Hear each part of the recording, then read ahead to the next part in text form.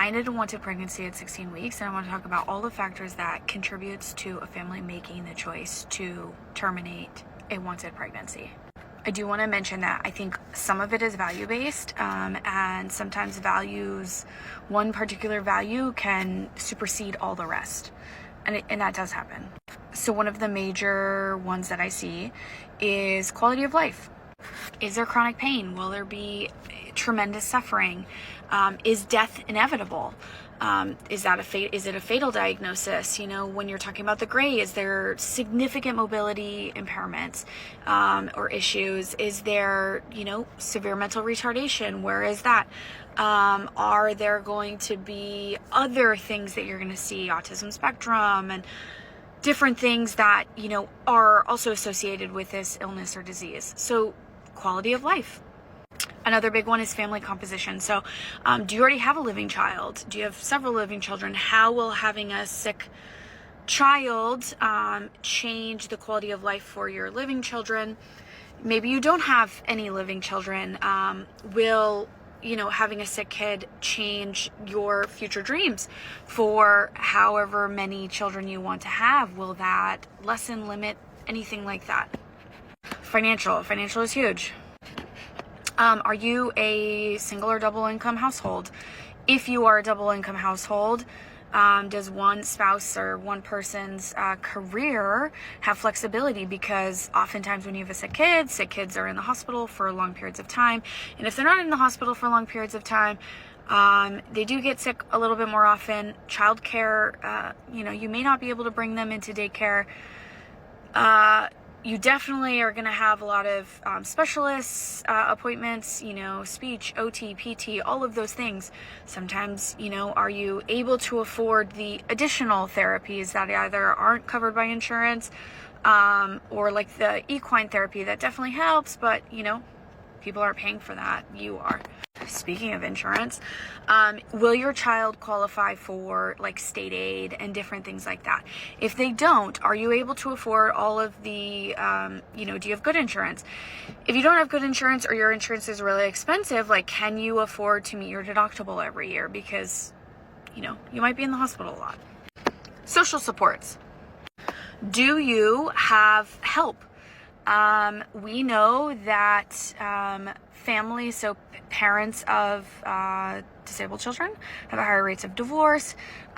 We know that bereaved parents have higher rates of divorce. So, it's really important that you have social supports. You have a community that are going to help you, that are going to, let you and your spouse go on date nights. If you have a living child, who's going to watch your kid while you're taking your sick kid or you're staying at the hospital with your other sick children? Who's going to help?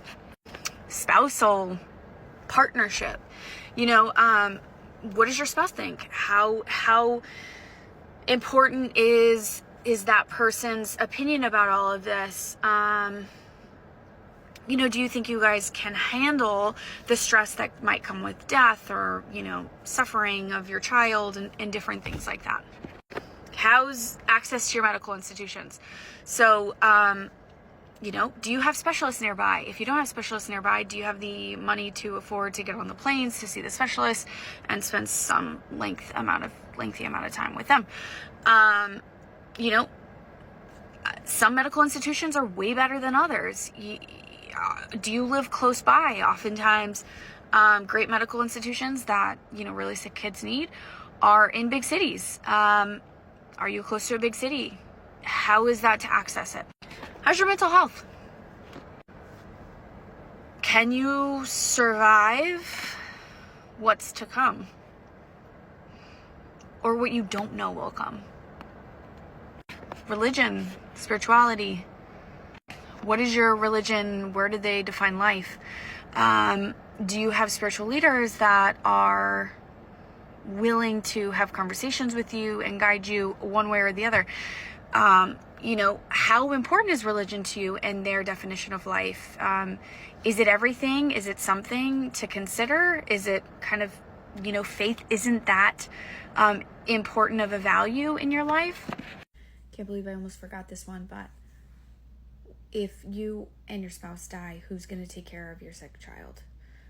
And if leaving that with your other children is like, is that a value of yours? Does that go against a value of yours as a parent or whatever?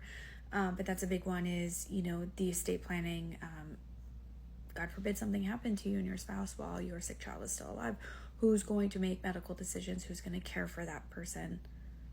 An obvious one is mom's life in danger? Is carrying this pregnancy to term going to risk mom's life? And is that something someone is willing to do?